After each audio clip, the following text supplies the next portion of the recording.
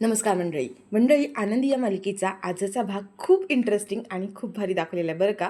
Finally इकडे युगंधरने स्वतःच्या मनातल्या सगळ्या गोष्टी आनंदीला सांगितल्या आहेत आणि ही जादू आता फक्त विद्याधरमुळे झाली आहे.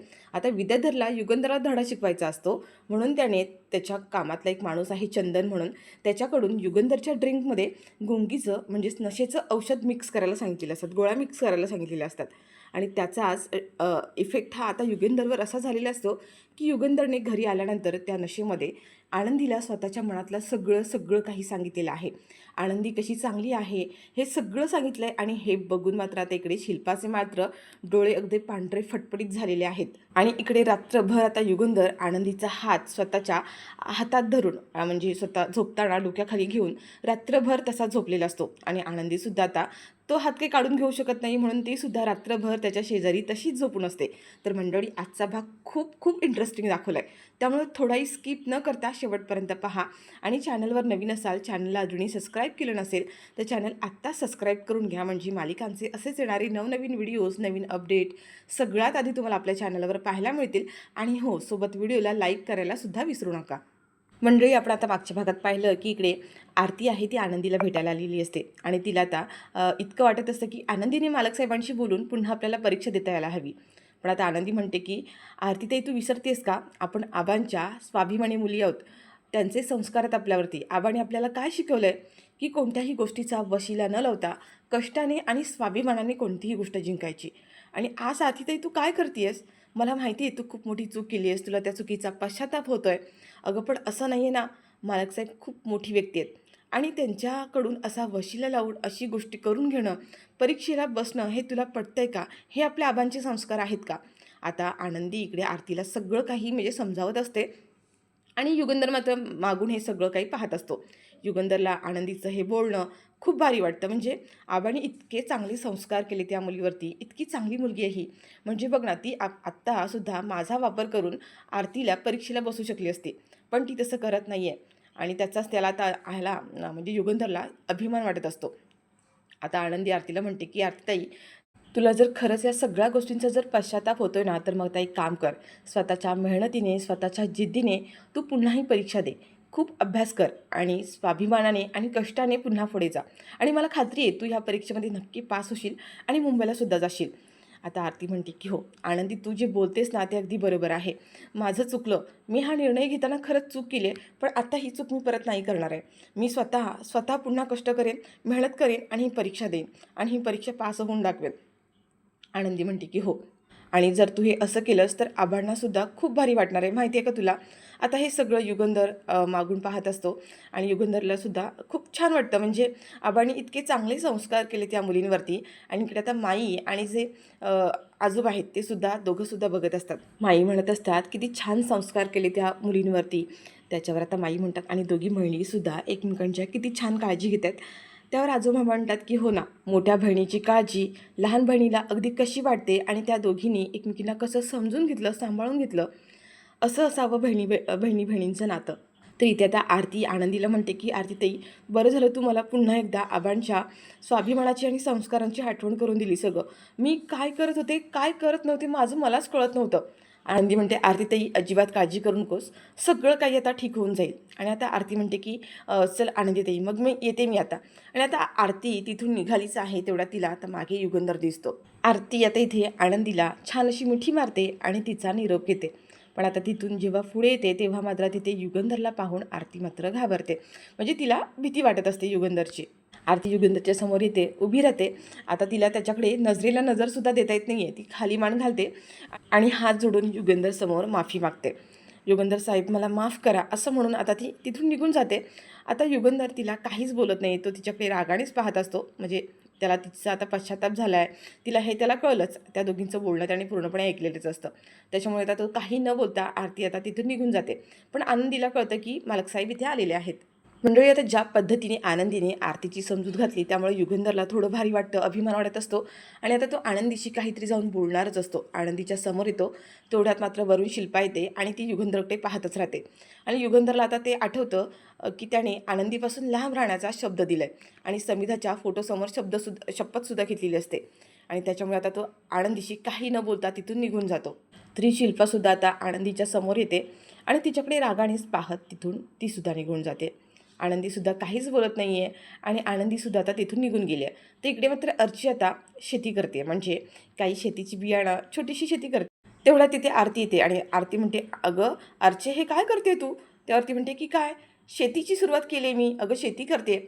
आणि आता आरतीच्या चेहऱ्यावरचं हसू बघून लगेच अर्ची म्हणते, ते सगळं जाऊ दे, तू मला सांग, घरातून बाहेर पडताना तुझ्या चेहऱ्यावर अंतरयात्रेचं दुःख होतं, असं तोंड करून गेली होतीस आणि आता परत येताना चेहरा अगदी तुझा खुललाय, नक्की काय झालं काय, कुणी जादू कोणी केली तुझ्यावरती? आरती म्हणते की हो, अगदी तसंच झालेलं आहे. मी आता आनंदीताईला भेटायला गेली होती आणि माझा जो काही गोंधळ झाला होता ना, त्या सगळ्याचं क्रेडिट आता आरतीताईचं आहे. तिने मला अगदी छान समजावलं आणि माझा जो प्रॉब्लेम जो काही होता ना, तो अगदी व्यवस्थित सॉल्व्ह झाला आहे. त्यावर अर्ची म्हणते, म्हणजे आनंदीताईला भेटायला गेली होती ती? तेव्हा आता इथे हो, आरती म्हणते की हो, आनंदीताईला भेटायला गेले होते आणि म्हणूनच माझ्या चेहऱ्यावर एवढं तेज आलं की नाही. आता तेवढ्यातच तिथे आबा येतात आणि आबाने सुद्धा अर्चीने जे काही आता पराक्रम करून ठेवले ते सगळे पाहतात. आबा म्हणतात, काय शेतीची सुरुवात केली की काय? अर्ची म्हणते की हो, मग बघा किती छान शेती करून घेतली मी. आबा ते सगळं पाहतात आणि म्हणतात की छान छान, अगदी छान केलेस बरं का. आणि आता इथे आबा आरतीकडे पाहतात आणि तिच्याकडे पुन्हा तिला इग्नोर केल्यासारखं करतात. आरतीला त्या गोष्टीचं वाईट वाटतं, पण आरतीने आता ठरवलं आहे की काही झालं तरी आपण पुन्हा परीक्षा द्यायची आहे आणि आबांचं पुन्हा एकदा मन जिंकायचं आहे. त्याच्यामुळे आबा आता तिथे निघून गेले आहेत. इकडे आबाणी घरी आल्यानंतर उपमा बनवलेला असतो आणि आता ते अर्चीला आवाज देत असतात, अर्ची ये लवकर इकडे, नाश्ता रेडी झाला आहे बरं. अर्ची म्हणते, आबा काय बनवलं आहे नाश्त्याला? आबा म्हणतात, छान उपमा बनवला आहे. आरती म्हणते, ची काय तो गिळगिळीत आणि मिळमिळीत उपमा माझ्या तर घशाखाली पण उतरत नाही. आणि अर्चीनीकडे आता तिची सायकल अगदी छान अशी सजवून ठेवलेली असते. आबा आता इकडे नाश्ता घेऊन बाहेर येतात आणि पाहतात तर इथून अर्ची गायब झालेली आहे. ते अर्चीला आवाज देतात की पोरगी गेली कुठे, पण अर्ची आता काही तिथे कुठेच नाही आहे आणि अर्ची आता थेट डायरेक्ट निंबाळकरांच्या घरी जाऊन पोहोचलेली असते. आता निंबाळकरांच्या घरामध्ये इकडे सगळ्यांचा नाश्ता सुरू असतो आणि आनंदीने खमंग असे पोहे बनवलेले असतात नाश्त्यासाठी. इकडे युगंधर बाकी सगळेजण नाश्त्यासाठी बसलेले आहेत. आता हे जे काही पोहे बनवलेले आहेत ते युगंधरला खूप आवडलेले असतात. सगळ्यांचा नाश्ता सुरू झालेला असतो आणि तेवढ्यात आता तिथे अर्ची येते आणि आनंदीताई आनंदीताई म्हणून जोरजोरात ओरडत असते. शिल्पा चिडते आणि म्हणते की हे काय आहे, हा काय प्रकार आहे, आणि ती अर्चीवरती खूप जोरात ओरडते आणि तेवढ्यात आनंदीसुद्धा आता तिथून बाहेर येते. अर्चीचा हा गोंधळ पाहून आनंदीने डोक्यालाच हात लावलाय की आता काय गोंधळ घालणार आहे, पण अर्चीचं आपलं सुरूच असतं. आता ही शिल्पा म्हणते, अगं काय आहे, उठ इकडे डिरेक्टली येऊन काय गोंधळ घालतेस तू? पण तेवढ्यात माई म्हणतात, अगं असं काय करतेस, तिची बहीण राहते ना इथे, म्हणून आली असेल तिच्या बहिणीला भेटायला. तर आता इथे शिल्पा म्हणते, म्हणून हा असा गोंधळ घालायचा का? काही शिस्त मॅनर्स नावाची काही गोष्ट आहे की नाही आहे? पण आनंदी म्हणते की आता अर्ची म्हणत असते की आनंदीताई कुठे, मला आनंदीताईला भेटायचं आहे, आनंदीताई आनंदीताई असं ती आता जोरजोरात ओरडत असते. तेवढ्यात ती म्हणते की काय झाले, काय असं कसला डोंगर कोसळला आहे की तुला आनंदीताई हवे, एवढं काय महत्त्वाचं काम आहे? अर्ची म्हणते की महत्त्वाचंच आहे, मी माझी सायकल एवढी छान सजवून ठेवली आहे, मग ती माझ्या आनंदीताईला दाखवायला नको का? तेव्हा आता ही शिल्पा म्हणते की तुझी सायकल दाखवायला तू इथे आनंदीताईला आली आहेस? ती म्हणते की हो, एवढी माझी छान सायकल बनवली, मग आनंदीताईला दाखवायला नको का? शिल्पाला राग येतो, कारण अर्ची काही तिचं ऐकत नाही आहे. तिच्या प्रत्येक बोलण्यावरती तिला अगदी छान उत्तर देते. शिल्पा म्हणते की ती तुझी भंगार सायकल इथे आनंदीला दाखवायला आणलीस आणि म्हणून एवढा गोंधळ घालतेस. अर्ची लगेच म्हणते, तुमच्या डोळ्याला काही मोतीबिंदू झाला आहे का? मंडळी, अर्ची जे काही बोलते ना, खूप भारी दाखवले बरं का. तिच्या ह्या बोलण्यावरती आहे ना, आता इकडे युगंधर, माई बाकीच्या सगळ्यांनाच खूप हसायला येतं. युगंधरसुद्धा शांतपणे हे सगळं पाहतोय आणि तो सुद्धा गाळ्यातल्या गाळ्यात हसत असतो. त्यावरती शिल्पा म्हणते, ए काय बोलते तू, मोतीबिंदू, मला मोतीबिंदू झाला म्हणतेस तू? त्यावर अर्ची म्हणते, मग नाहीतर काय, माझी एवढी छान सायकल आहे, तिला मी एवढी स्वच्छ करून एवढी छान सजवली आहे आणि तुम्ही तिला भंगार म्हणताय, मग काय म्हणायचं? तुमचे डोळे एकदा चांगले साफ स्वच्छ करून घ्या, म्हणजे तुम्हाला कळेल की माझी सायकल किती छान आणि स्वच्छ बनवून ठेवली ती. आता इथे आनंदी काही शिल्पाचं ऐकत नाही आहे आणि शिल्पाला काही आता तिच्यासमोर काही बोलता येत नाही आहे. शिल्पा म्हणते, काय ही वात्रट मुलगी आहे, खरंच अजिबात मॅनर्स नाही आहे तिला, असं म्हणत तेवढ्यात आनंदी आता अर्चीला थांबवण्याचा प्रयत्न करते. पण अर्ची थांबते कसली, तेवढ्यात तिला तिथे डायनिंग टेबलवर असलेले पोहे, त्या पोह्यांचा खमंग असा वास येतो आणि म्हणते की अरे वा, पोह्यांचा खमंग वास येतोय, आणि ती लगेच जाते आणि डायनिंग टेबलवरचा तो पोह्यांचा बाऊल असतो तो उचलतो. आनंदी म्हणते, अर्ची काय करते तू, अर्ची थांब. पण आता आनंदीला तिच्या सगळ्यांसमोर काही बोलता सुद्धा येत नाही आहे. आता ही शिल्पा चिडते आणि म्हणते, अगं काय करतेस तू, हे ठेव, तो बाऊल ठेवायला येते, पण युगंधर आता इथे शिल्पाला म्हणतो की राहू दे. आणि आता इकडे ज्या माई आहेत त्या माईंनासुद्धा हे सगळं बघून आनंद होतो. म्हणजे आरचीचा जो अल्लडपणा आहे तो माईंना आणि युगंधरला भारी वाटतो. म्हणजे काहीतरी वेगळं चैतन्य आहे तिच्या वागण्यात आणि खरंच तसंच दाखवलं आहे. पण शिल्पा मात्र रागराग करत असते. अर्ची तो पोह्यांचं बाऊल घेते आणि पोहे खायला तिथे सुरुवात करते. आता ती उभ्या उभ्यानेच ते पोह्यांचं बाऊल घेते आणि खात असते. मालक साहेब म्हणतात, नीट बस आणि नीट बसून खा. अर्ची म्हणतात, चालतं हो, आपल्याला तसं चालतं, काही नाही आहे. आता ही अर्ची आहे ना, मालक साहेबांना पण काही भाव देत नाही बरं का. डायरेक्ट तिथेच उभी राहून पुन्हा ती पोहे खायला सुरुवात करते. आता इथे युगंधर तिच्यावर चिडतो आणि म्हणतो की तिच्याकडे रागाने बोट करून की बस इथे बसून खा. तरीसुद्धा अर्ची म्हणते की चालतं हो जिजू, काही फरक पडत नाही आहे, सवय आहे मला. आता आनंदी घाबरलेली असते की आता मालक साहेब चिडतात की काय. पण ही अर्ची ऐकते कसली, अजिबात ऐकायला तयार नाही आहे. बोलते राहू द्या, आनंदीताईने एवढे छान पोहे बनवलेत, मला तर कधी खाते असं झालं. आणि मी तर वासावरूनच ओळखले की ही पोहे आनंदीताईने बनवलेत. पण आता इथे सगळ्यांसमोर खूप मोठं भांडं फुटले बरं का. कारण हे पोहे आनंदीने बनवलेत, पण युगंधरला असं वाटत असतं की हे पोहे त्या सुनीतानेच बनवलेत. युगंधर म्हणतो की तुझा काहीतरी गैरसमज होतोय, हे पोहे सुनीताने बनवलेत. आणि युगंधर म्हणतो की हो ना सुनीता. आता सुनीताला काय बोलावं काय नाही काहीच कळत नाही आहे, कारण पोहे तर आनंदीनेच बनवलेले असतात. आर्ची म्हणते की मालक साहेब, हे तुम्ही मला सांगताय का? मी पोह्यांच्या चवीवरून सांगते की हे पोहे आनंदीताईनेच बनवले आहेत. आर्ची म्हणते मला माहिती आहे ना, पोह्यांवरती असे खुसखुशीत शेंगदाणे आणि ह्या पोह्यांची चव आनंदीताईचीच आहे. मला अगदी चांगलंच माहिती आहे. काय जिजू, तुम्हाला साधं एवढं पण ओळखता नाही आलं? आता मात्र युगंधरला कळतं की म्हणजे त्या दिवशी डब्यामध्ये जे पोहे दिले होते ते पोहे सुनीताला नाही तर आनंदीनेच बनवलेले असतात. आता आनंदी घाबरलेली असते. आणि आता इथे युगंधर आहे तो सुनीताला म्हणतो की सुनीता, खरं खरं सांग की हे सगळं काय आहे? पोहे कुणी बनवले आहेत? आनंदीने बनवली आहेत की तू बनवलेत? आता सुनीता घाबरलेली असते आणि ती बिचारी हळू आवाजातच म्हणते की मालक साहेब माफ करा, पण हे खरं आहे, पोहे आनंदीताईनीच बनवलेत. आता ती बिचारी घाबरत घाबरत बोलते, पण युगंधर चिडलाय. त्याला ते पोहे आवडलेत, पण त्याला तो खोटेपणा आवडला नाही आहे. कारण तेव्हासुद्धा ते पोहे आनंदीने बनवलेले असतात आणि सुनीताने ते पोहे स्वतः बनवलेत असं सांगितलेलं असतं. आणि आता ही दोघीसुद्धा घाबरल्यात. आता हा युगंधर काय करतो आणि काय नाही, पण या शिल्पाला मात्र आनंद होतोय की आता युगंधर नक्की चिडणार, आता काही खरं नाही आहे. आता ही अर्ची त्यांच्याकडे बघत बसते आणि म्हणते की मालक साहेब काय झालं? तुम्हाला आवडले नाहीत का पोहे? आरची त्यांच्याकडे बघत बसलेली असते, पण युगंधरला खोटेपणाचा राग आलेला असतो आणि म्हणतो की ज्या घरात खोटेपणा केला जातो, खोटं बोललं जातो, त्या घरातलं मी अन्न पाणीसुद्धा घेणार नाही आहे, असं आता युगंधर म्हणतो. आनंदी घाबरली आहे, सुनीता पण घाबरली आहे, सगळेच घाबरलेत. आणि त्याच्या पुढ्यात असलेली जी प्लेट आहे तो युगंधर हाताने आता त्या प्लेटच्या पाया पडतो, कारण त्याला अन्नाचा अपमान करायचा नसतो. आणि ती प्लेट हाताने बाजूला सरकवून तो त्या प्लेटवरून उडतो. आता सगळ्यांनाच वाईट वाटतं की युगंधरने ते पोहे खाल्ले नाही आहेत. आनंदीला तर त्याच्याहून वाईट वाटतं. आणि आता तो तिथून उडतो. तेवढ्यात मात्र विद्याधरची धमाकेदार एंट्री झाली आहे बरं का. विद्याधर आता सकाळ सकाळ उठल्या उठल्या त्याला कुठे दारू मिळत नसते. तो अगदी वायलेंट झालेला असतो आणि खाली येतो आणि सगळ्यांना म्हणत असतो की माझी माझी माझी दारू कुठे, दारू कुठे माझी. डायनिंग टेबलवर येतो आणि तिथे आता सगळ्यांच्या जेवणाच्या म्हणजे नाश्त्याच्या ज्या काही प्लेट्स भरलेल्या असतात त्या सगळ्या आता उधळून लावतो आणि म्हणतो की कुठे आहे माझी दारू, कुठे आहे, मला मिळत का नाही आहे. तो खूप पॅनिक झालेला असतो. युगधर म्हणतो की हा सगळा काय प्रकार आहे, काय आहे हे सगळं. आणि आता मध्येच आनंदी उभी असते. तो जोरातच आनंदीला ढकलून देतो. युगंधर आता इथे आनंदीला चावरतो आणि म्हणतो की विद्याधर, काय आहे हा, काय तमाशा लावलाय सकाळ सकाळ. आणि तो रागातच आता विद्याधरच्या अंगावर धावत जातो. आणि तरी पण आता इकडे विद्याधरचं ते सुरू आहे, माझी दारू कुठे आहे. आणि त्याची बायको मात्र त्याच्या मागावर असते, त्याला थांबवण्याचा प्रयत्न करते. पण हा विद्याधर थांबतो तर कसला, त्याला म्हणजे इतकं ते दारूचं हे झालेलं असतं की त्याला त्याचं भानच राहिलं नाही आहे. शिल्पासुद्धा म्हणते, अरे विद्याधर काय करतोय तू, अरे शांत होशील की नाही. विद्याधर म्हणतो की नाही, मला माझी दारू मिळायलाच पाहिजे, माझी दारू कुठे आहे. आता युगंधर त्याच्यासमोर जातो आणि म्हणतो की बस बस कर तुझा हा तमाशा, काय पाहिजे तुला. तेव्हा आता तो जातो आणि विद्याधर आता इथे शिल्पाला म्हणतो की तुझं तोंड बंद कर, अजिबात बोलायचं नाही आहे. आनंदी म्हणते की काय सगळा प्रकार आहे हा, असा काय हा विद्याधर. आनंदीसुद्धा घाबरली आहे.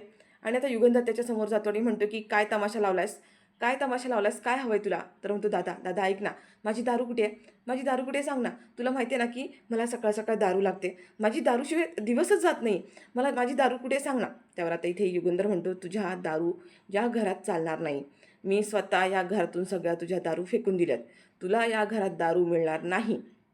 आता मात्र हा युगंधर असं म्हणाल्यानंतर विद्याधर अजूनही पॅनिक झाला आहे. म्हणतो की दादा तू असं करू शकत नाही आहेस, तुला माहिती आहे मला दारूशिवाय जमत नाही आहे, मला दारू पाहिजे, मला दारू पाहिजे असं म्हणत पुन्हा तो सगळ्या गोष्टींची उधळण करून टाकतो.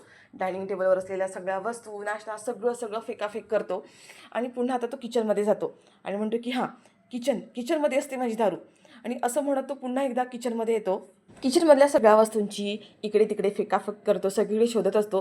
किचनमध्ये सुद्धा त्याला कुठेच काही दारू मिळत नाही आहे.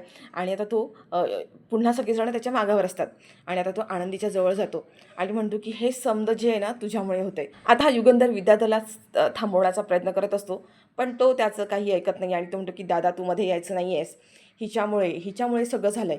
ही या घरात आली आहे ना तेव्हापासून या घरात माझी किंमत शून्य झाली आहे. हिला तर मी सोडतच नसतो. असं म्हणत आता हा विद्याधर जो आहे तो आनंदीचा हात धरतो आणि आता बाकी सगळेजण बघत असतात की नक्की हा काय करणार आहे. आणि तेवढा तो आता आनंदीचा हात धरतो आणि हात धरून तिला अगदी जोरातच ढकलून देतो तो. आता सगळेजण जोरात ओरडतात की आनंदी म्हणून. आणि तेवढ्यात आता आनंदी आता जाऊन तिथे समोर जो कपाट आहे त्या कपाटावर जाऊन आपटणार असतेच. तिचा हात आपटतो आणि आनंदीचं डोकं आपटणार. तेवढ्यात युगंधर आता धावत जातो आणि त्या कपाटावर म्हणजे ज्या ठिकाणी आनंदीचं डोकं आपटणार असते त्या ठिकाणी तो जाऊन स्वतःचा हात ठेवतो आणि आनंदीचं डोकं आता तिथे युगंधरच्या हातावरती आपटतं. म्हणजे अशा प्रकारे आता युगंधरने पुन्हा एकदा आनंदीचा जीव वाचवला आहे. आणि आता सगळेजण याचा विद्याधरचा हा रुद्र अवतार जो पाहिला आहे ना, सगळ्यांनाच टेन्शन आलं की हा सगळा काय प्रकार आहे. आनंदी तर सॉरी ही जी अर्ची आली आहे, अर्चीसुद्धा घाबरते. युगंधर आता इथे आनंदीला म्हणत असतो की आनंदी तुम्हाला लागलं नाही आहे ना, तुम्हाला काही त्रास होतो आहे का. आनंदी म्हणते की नाही मालक साहेब मी ठीक आहे, नाही लागले मला, पण आनंदीच्या हाताला लागलेलं असतं. शिल्पा म्हणते अरे विद्याधर काय चाललंय तुझं, काय चाललंय हा प्रकार सगळा, थांबव आता हे सगळं. त्यावर विद्याधर म्हणतो की नाही हे सगळं नाही ह्या पोरीमुळं चाललंय, हिच्यामुळं होतं हे सगळं. आता युगंधरा तिथल्या ज्या मेड आहेत त्यांना म्हणतो की आनंदीला इथून घेऊन जा, त्यांना रूममध्ये घेऊन जा आणि त्यांची काळजी घ्या, त्यांना काही लागलंय का ते पण पहा. आणि जी आता सुनीता आहे ती आनंदीला तिथून घेऊन जाते. तर हा युगंधर आता विद्याधराला सांगतो की हे घर माझं आहे आणि ह्या घरामध्ये दारू चालणार नाही आणि तुझा हा असा आगाऊपणा पुन्हा या घरामध्ये चालणार नाही आहे. आणि त्याने आता विद्याधरला चांगलंच सुनावलं आहे आणि काही झालं तरी तुला या घरामध्ये दारू मिळणार नाही आहे असं त्याने स्पष्ट सांगून मोकळा झाला आहे. त्याच्यामुळे विद्याधर आता आणखीनच संतापला आहे आणि तो म्हणतो की तुझा हा माज आहे ना, मी तुझा एक ना एक दिवस नक्कीच उतरवेन. असं म्हणून आता तो सुद्धा तिथून निघून गेलाय. इकडे अर्ची आनंदीजवळ येते आणि म्हणते ताई हा सगळा काय प्रकार आहे. अगं तो विद्याधर साहेब हा असं काय करतो. त्यावर आता आनंदी म्हणते की आर्ची एक काम कर, तू आता घरी निघून जा, तू आता इथे थांबू नकोस. पण आर्ची म्हणते अगं ताई पण तुला तुला तुला काही लागलं आहे का, तो विद्याधर तुझ्याशी कसं वागला. आनंदी म्हणते की जाऊ दे काही नाही, मालक साहेब आहेत ना माझ्यासोबत, नको काळजी करूस. आणि अर्ची हे बघ आज जे काही झालं नाही ते प्रकार तो आबांना अजिबात सांगू नकोस. आबांना उगाचच टेन्शन येईल आणि ते काळजी करत बसतील आणि माझी काळजी नको करूस. इथे सगळेजण आहेत माझी काळजी घ्यायला. आता आनंदी इकडे अर्चीकडून शब्दवचन घेते की आबांना यातलं तू काही सांगणार नाही आहेस. आणि अर्चीसुद्धा म्हणते की हो मी नाही सांगणार आबांना काही. आणि आता इथून अर्ची तर निघून जाते. पण आता जी सुनीता आहे त्यांना आनंदी म्हणत असते की मला मालक साहेबांचं खूप टेन्शन येतं हो, हे सगळं त्यांना काही माझ्यामुळे सहन करावं लागते. विद्याधर साहेब सारखं जे असं काही वागतात ते माझ्यामुळेच वागतात का. आता सुनीता म्हणते की तू या सगळ्याची काळजी करू नकोस, ते पहिल्यापासूनच असे आहेत. आनंदी म्हणते की मालक साहेब आज पण पुन्हा उपवाशी निघून गेले, हे सगळं कधी थांबणार आहे. इकडे हा विद्याधर आता पुन्हा त्याच्या रूममध्ये आलेला असतो. काही करून त्याला दारू हवी असते. पुन्हा रूममध्ये येतो, तो फेकाफेकी करत असतो. त्याची बायको त्याच्या मागे मागे धावत येते आणि त्याला थांबवण्याचा सावरण्याचा प्रयत्न करत असते. आणि ती म्हणते की अहो तुम्ही असं का करताय, एवढं सगळं करून काय होणार आहे. तलब काय असते हे त्या मालक साहेबांना नाही माहिती आहे. ते दारू पित नाही, त्याच्यामुळे त्याची तलब काय असते काय नाही त्यांना काही माहीत नाही आहे. आणि आता हा पुन्हा विद्याधर तिच्यावरच ओरडतो. ती म्हणते तू माझ्या मागे मागे काय करतेस, माझं डोकं फिरू नकोस, माझ्या मागे मागे येऊ नकोस. त्या युगंधरला मी चांगलाच धडा शिकवणार आहे. त्याला माहिती आहे की मला दारूशिवाय करमत नाही, तरीसुद्धा त्याने हे समजा केलं. त्यावर आता ही धनश्री त्याच्या जवळ येते आणि म्हणते की हो एक काम करा ना, मी काय म्हणते तुम्ही तुमचा वेळ मला द्या ना, मी तुमच्यावर इतकं प्रेम करेन की तुम्ही त्या व्यसनातून बाहेर याल आणि फक्त फक्त माझ्यावरच प्रेम कराल.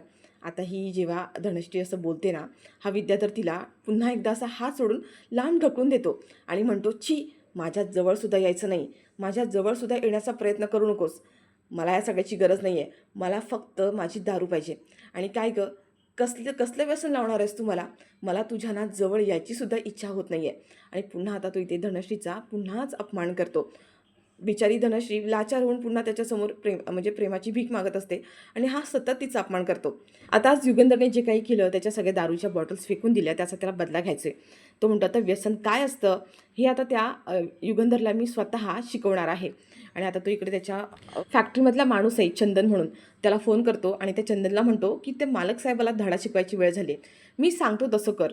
आणि त्याने आता इकडे मालक साहेबांच्या ड्रिंकमध्ये अल्कोहोल म्हणजे काहीतरी भांग किंवा नशेच्या गोळ्या मिक्स करायला सांगितलेल्या आहेत. आणि मंडळी त्याचप्रमाणे आता इकडे प्रोमो असा दाखवला आहे की तो चंदन जो आहे त्याने मालक साहेबांच्या ड्रिंकमध्ये काहीतरी भांगेची पावडर किंवा भांगेच्या गोळ्या अशा काहीतरी मिक्स केल्यात आणि त्यात इकडे मालक साहेबांना आनंद देतो. मालक साहेब ते पितात आणि त्यानंतर त्यांना पूर्ण नशा चढलेली असते आणि त्याच अवस्थेत मालक साहेब आता घरी आलेत. आता इकडे विद्याधरला त्याचा फोन आलेला असतो चंदनला की तुम्ही सांगितलेलं तुमचं काम फत्य झालेलं आहे म्हणून. तर इकडे आता शिर्केसुद्धा घरी निघून जातात आणि मालक साहेब एकटेच असतात आणि त्यांना त्या आता त्या गोळ्यांची नशा आलेली आहे. आणि त्यांनी आता ते चंदनने फोन करून पुन्हा ही माहिती विद्याधरला दिली आहे. आणि आता तो विद्याधर म्हणत असतो की युगंधर, आज बघ तुझी सगळ्यांसमोर कशी वाट लावतो, नशा काय असते ना ते आज मी तुला शिकवतो, असं म्हणून त्याने आता फोन ठेवला आहे. तिकडे आता हा युगंधर नशेच्या आहारीच घरी आलेला असतो आणि घरी आल्यानंतर त्याचा आता तोळ जात असतो. आनंदीला कळतं की आता इकडे मालकसाहेब घरी आलेले आहेत आणि त्याचा बॅलन्स जात असतो. आनंदी म्हणते की मालकसाहेब काय होतंय? आता मालकसाहेब म्हणजे युगंधर हा पूर्णपणे नशीत असतो, त्याला उभंसुद्धा राहता येत नसतं. आनंदी ती आणते आणि त्याला सोफ्यावर बसवते आणि म्हणते की मालकसाहेब इथे बसा. आता आनंदीला कळलं की मालकसाहेबांनी नक्कीच काहीतरी घेतलं आहे. पण मालकसाहेब आता त्या सगळ्या नशेमध्ये आनंदीला म्हणत असतात की आनंदी, तू खरंच खूप चांगली आहेस, तू खूप चांगली आहेस, तरीसुद्धा मी तुझ्याशी वाईट वागतो, तुला समजून घेत नाही आहे. आनंदी मला माफ कर. आणि तो तर त्याच्या मनातल्या बऱ्याच गोष्टी बोलून जातो आणि तो तिथे आनंदीचा हात पकडतो आणि सोफ्यावर झोपून जातो. आता आनंदी स्वतःचा हात काढून घेण्याचा प्रयत्न करते, पण युगंधरने दोन्ही हाताने तिचा हात पकडून ठेवलेला आहे. त्याच्यामुळे आनंदीला काही स्वतःचा हात सोडवता येत नाही आहे आणि त्याच्यामुळे आनंदीसुद्धा तर रात्रभर तिथे सोफ्याजवळ तिथेच झोपून राहिलेली असते. आणि सकाळी जेव्हा शिल्पा उठते आणि शिल्पाने आता हे सगळं काही पाहिलं आहे आणि शिल्पाचे डोळे मात्र पांढरे फटफटीत झालेले